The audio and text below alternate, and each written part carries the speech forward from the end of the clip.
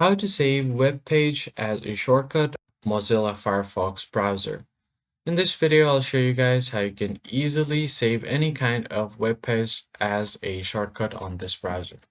So first thing first, go ahead and open up your Firefox browser and then search for the URL that you want to create a shortcut of.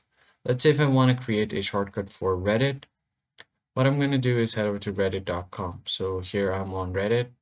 Now, once this is on, I'm just going to click on this lock icon. Make sure that your browser is in minimized version and then drag this and drop it on my desktop and it will automatically create this shortcut.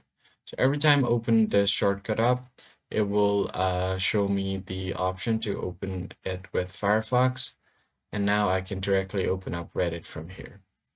So that's pretty much it, guys. That's how basically you create any web page into a shortcut on Firefox. I hope this tutorial was helpful to you guys, and I'll see you on the next one.